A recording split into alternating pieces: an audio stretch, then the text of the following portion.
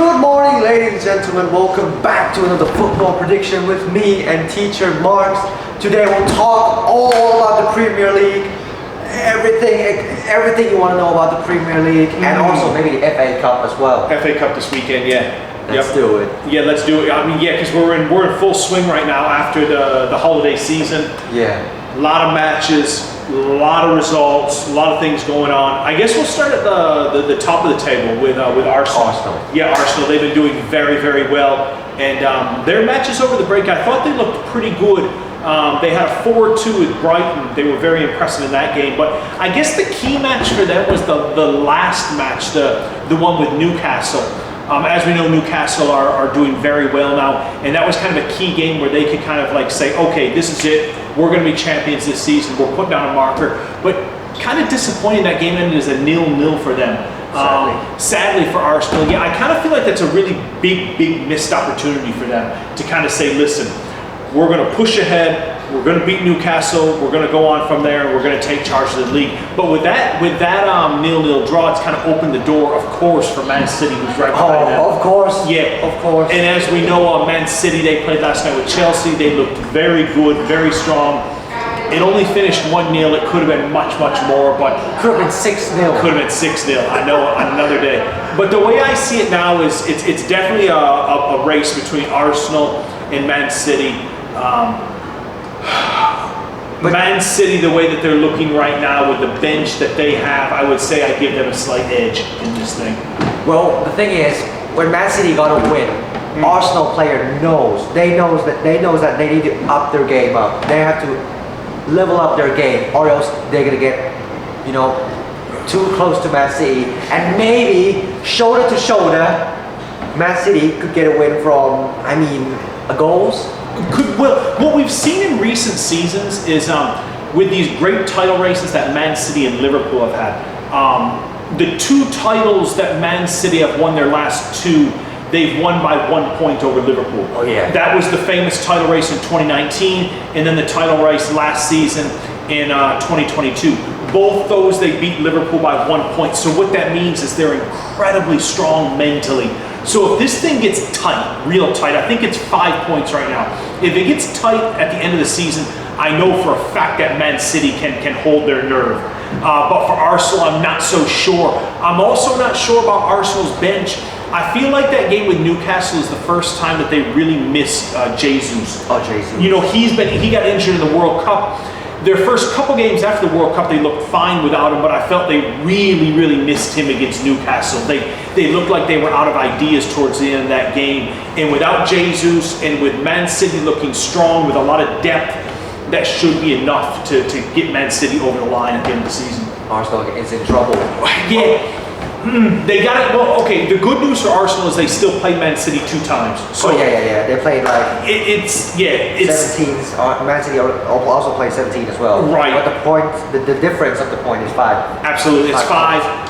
Arsenal can say, listen, we've still got to play Man City twice, but Man City have that same advantage. They have to play each other 2 times, so those 2 games should really make the difference in who's going to be champions. We'll see. But yeah, the match that I really want to talk about is Arsenal against Brighton. Okay. Have you watched that game? I did watch that game, yeah. Arsenal were playing great football in that game. That game is absolutely bloody exciting for me because but then when Arsenal got the lead, I was like, fuck yes. but then somehow Brighton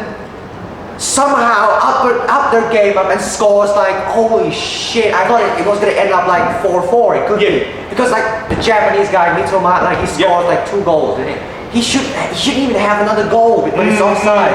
When he scored a 3rd goal, I was watching with my mate Beam. I was like, fuck it, help me. I can't take it. Brighton still have plenty of time to equalize with Arsenal. Absolutely. If the decision wasn't offside, I'd be like, holy shit. That game could have definitely finished a different way. One thing we know about Brighton is they can score goals. They scored 4 the other night against Everton. I know Everton are a terrible team, but Brighton got 4 in that game. So these guys can really put the ball in the back of the net. For sure. They even missed some of the players, well, I think. They have some McAllister. Yeah. Yep, absolutely. He's the engine of Brighton. Yep. But now we'll see. Even without McAllister, they can still perform this well. I think Brighton could end up in going top half the table, definitely.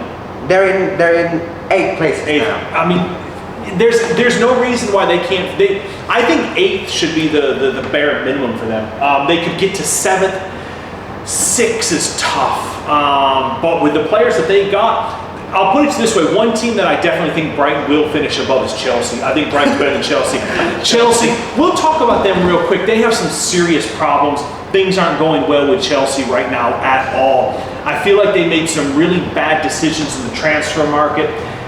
Fair enough, they've had a lot of injuries. A lot of big-time players for them are injured right now. But the new manager, Graham Potter, doesn't really look that good. They look like a team that's kind of on the way down. And the scary thing for Chelsea is I don't really see the light for them. You know, under the years of Roman Abramovich, when there were times when they would struggle, but they could always turn it around. They could bring in a new player, bring in a new manager, spend some money, turn that thing around.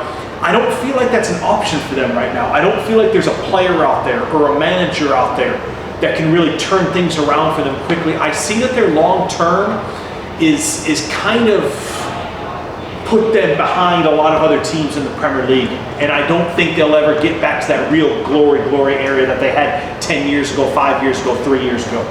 Sadly for Chelsea. Sadly for Chelsea, it is. You never know in football. You know, 2 years, 3 years, things might look differently, but I just don't see a good long-term outlook for Chelsea right now. Well, it's not just Chelsea though. That's happening this year. West Ham, Leicester City. I mean, both of this team. But then they bloody broke my heart every single time. West Ham, and now they're at 17th place. Well, with only 15 points. Let's talk about that a little bit. Let's talk about the bottom of the table. So we can mention there's some really good success stories in the Premier League right now. 2 of them are Brighton and Brentford. Yep. 2 teams that have been fantastic this season. But when you have these success stories, you're also going to have some disasters at the other hand. And you mentioned West Ham, they've been terrible. Leicester City have been terrible. And we've got to save a very special mention for Everton Football Club. Oh. They look lifeless, absolutely lifeless.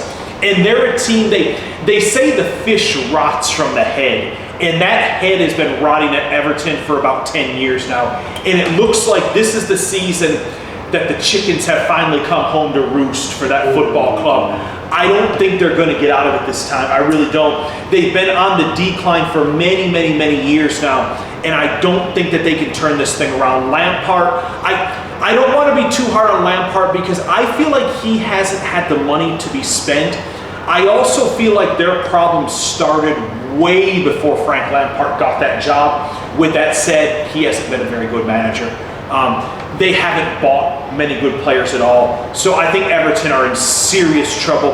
West Ham with David Moyes, they've been wonderful the last couple of years, but this year West Ham, again, they've lost some players. They've had some injuries. But to be fair though, their player, I think they're quite good. I think the player is, they have the quality to play the player. Absolutely. But I just don't understand how the results came out. How the results came out like this. Well, I think one of the big problems right now for West Ham in particular is they're not scoring goals. Their striker, their key striker, that Miguel Antonio, who's been doing really well for them for many seasons. He's not banging in the goals this year. Also, his friend Scamacca, he can't even play score any goals. Yeah, they're not scoring goals. That's the problem for West Ham right now. They're not scoring goals. I still love Declan Rice in the midfield. Their defending isn't bad. I think Kurt Zuma is still a solid center back. But for West Ham, the problem is scoring goals. Yeah. And on the other hand, we mentioned Leicester City. For them, I feel like it's the complete opposite. Where they can score goals, their big problem is defending. They're defending. The defending for Leicester City, I think, is really poor. But they have James Maddison, who's a wonderful player.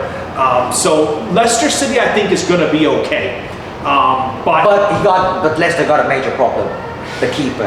You got anything to talk about them? The keeper. You got anything to talk about? Well, okay.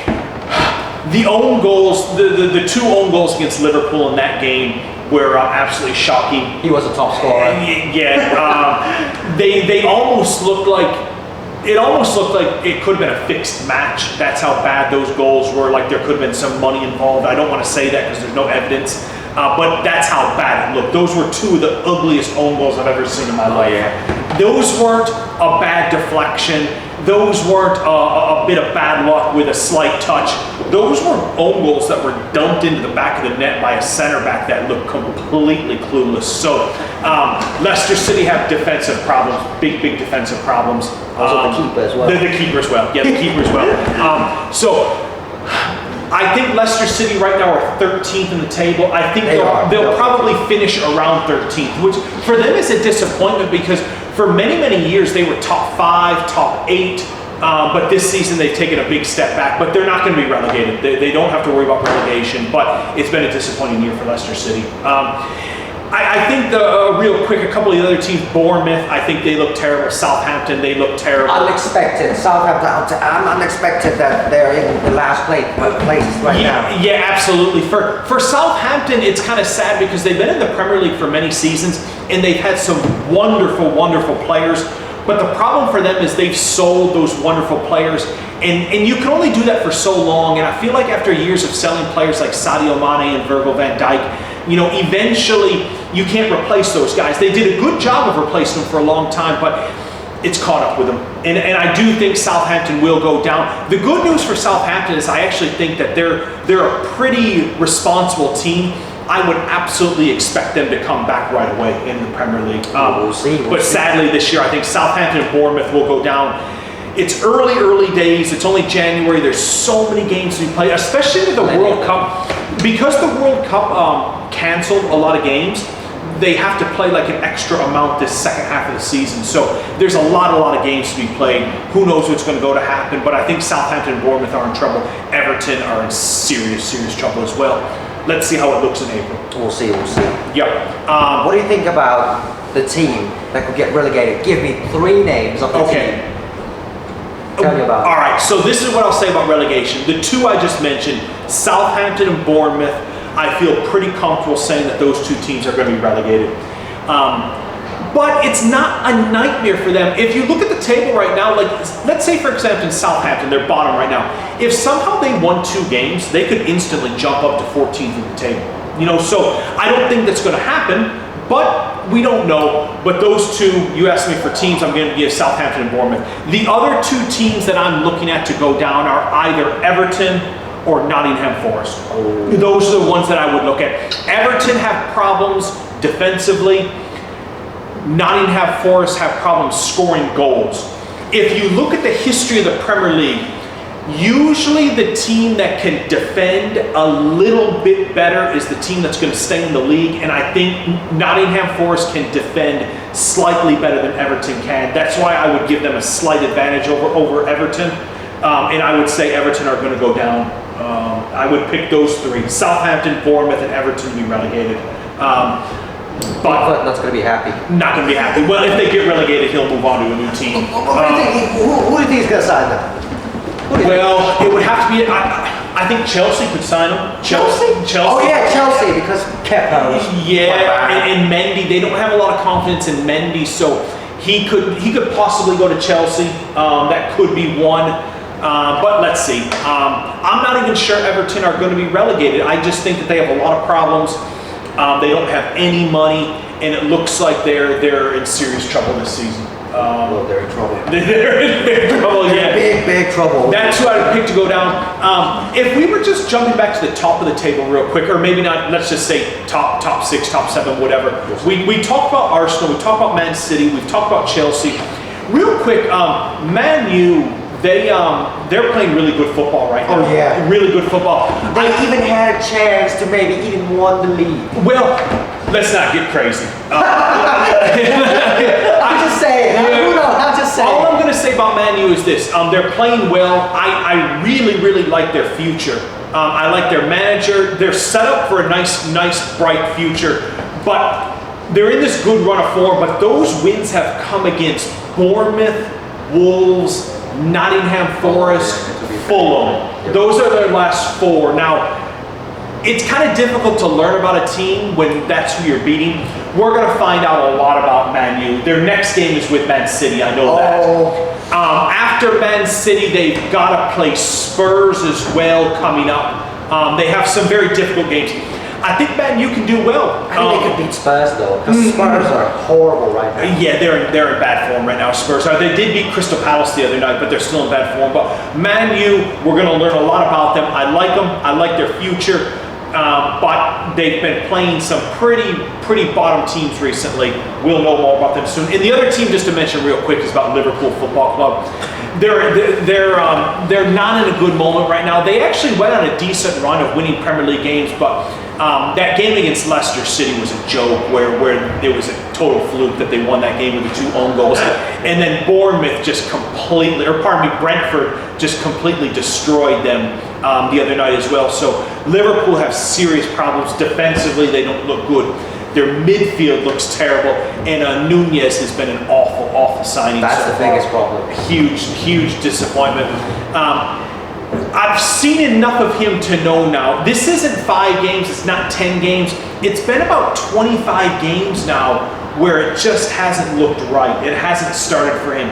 And 25 games for me is a big enough sample size to say, okay, something's not right. I don't think this guy's going to ever turn it around. I have serious concerns for Nunez in Liverpool. And if it doesn't work for him, they just signed the Dutch star, Cody Gakpo. He'll definitely get a chance to play. Salah, of course, will be playing.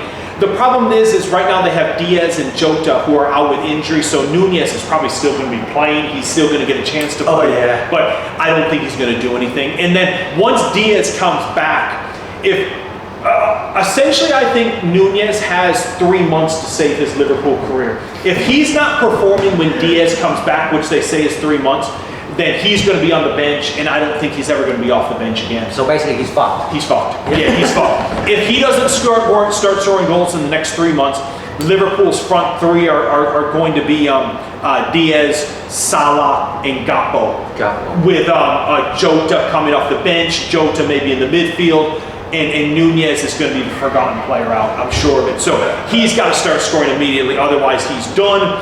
For Liverpool, they can possibly challenge for the top 4, but it's going to be extremely difficult because Newcastle look really good, Man U look really good, Man City and Arsenal are definitely going to be in the top 4. So for Liverpool, it's going to be very, very tough for them, very tough. We'll see.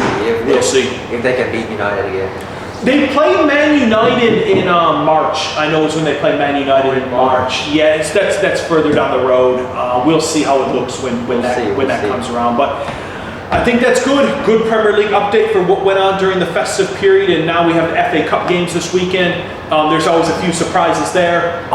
There'll be plenty of them. Plenty of surprises. But one of them that I feel very, very comfortable about for these FA Cup games is I'm certain Man City will beat Chelsea. That one. That's what I'm talking about. Go on, Man City will beat Chelsea. If you're looking for your wagers, if you're looking to make some money, Man City over Chelsea. Make some money. That one's gonna happen. You sure? I'm sure. Man City will beat Chelsea. If you're sure, I'm sure.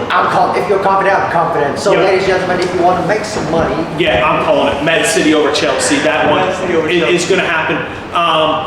If you're looking for a surprise, a possible surprise, Sheffield Wednesday play Newcastle. Wednesday might be able to win that game. Who knows? In football, we never know. But if you're looking for maybe an outside shout, something with some low odds to make some money, Sheffield Wednesday over Newcastle. And if you want to get rich, one more tomorrow. If you want to get rich, but you have to choose it wisely. You have to predict it wisely. Is Crystal Palace against Southampton? I'm pretty sure the ratings of the prices will be probably even shoulder to shoulder. Who knows? Maybe that's a tricky one to call, Sal, because I would think if I were putting my money on it, I'd go for a Crystal Palace win. That's why they'll pay us high prices, because big risk, big reward. Big risk, big reward. I would think Crystal Palace would be good to beat Southampton in that game. Anything could happen. Anything could happen. But if it was you, which side are you going to put the money on? Okay. The cash. All right. Okay, so let's say this. I'm going to throw this out there for a little 3-team teaser if we want to make some money. Here, let's go. Here. Man City to win. Man City. Crystal Palace to win. Crystal Palace. And if we're looking to make a 3-team teaser with some good money, I'm going to say Sheffield Wednesday to draw with Newcastle. Sheffield to draw with Newcastle. That's it. So that'll be my 3-team teaser. City win, Palace win, Sheffield Wednesday draw with Newcastle. I mean, the third one is a bit tough, isn't it? A bit tough, but if you make that bet and you hit on it, you're going to be looking at a nice chunk of money. Oh yeah. But draw against Newcastle. I'm going for a Wednesday draw with Newcastle. Sheffield Wednesday draw with Newcastle. It's going to be a tough one for them. Tough one for them. Very tough. Very tough, but I like it. There's some of them that are tough to call. Man United with Everton. Man United should surely win that game. Liverpool. If they lose, then they have to consider. Yeah, Liverpool play with Wolves. I think Liverpool should be able to beat Wolves. But that one to me is kind of interesting. I would be scared to put money on that game. I really would. Liverpool to me are very unpredictable, very unstable. Wolves have been struggling a lot, but you never know. I would stay away from that game. I would stay away from Liverpool. All right. Wolves. That one I'm not touching. All right. I'm not touching it. So neither do I. Yeah, but we'll see how it plays out, and next week we'll give a nice FA Cup recap, and then we'll focus on more Premier League after that. Oh yeah, sure. We're not going to miss out any games now. Not miss out on But anything. one more thing before we go. Yep. I just want to know your opinion. This match, I'll surely 100%. Sunderland against Shrewsbury. Oh, okay. Wow. Sunderland are kind of a fallen giant, so to speak. I mean, for many years they were in the Premier League. Now they dropped down into League One.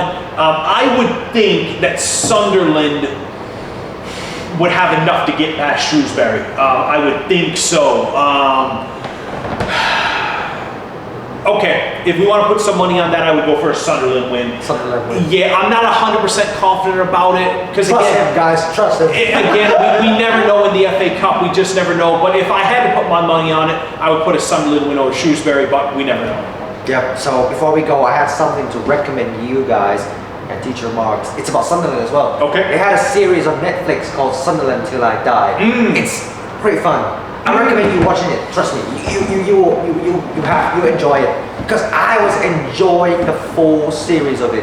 I love those series, those kind of documentary series about football. You gotta watch it. All right, Sunderland You Till I gotta watch Die. it in Netflix. Yeah, I've always said that for those documentary series, personally, I always feel like they work better with the smaller clubs. So this one about Sunderland, I'll definitely check out. For example, I saw one about Man City in the past. Oh, we're together. Yeah, I saw one about Spurs in the past as well, and they were pretty good, but I like the ones that are kind of with the smaller clubs a bit more because there's kind of more drama going on. This one. Yeah. A hell of a drama. A lot of drama. With the big clubs, we kind of know if they're going to win, or if they lose, they'll turn it around quickly. Oh, yeah. But with these small clubs, it's kind of life and death. You know, there's so much at stake, so much involved. So that one, I'm checking it out for sure. I'm on it. We'll see then. Let's do it.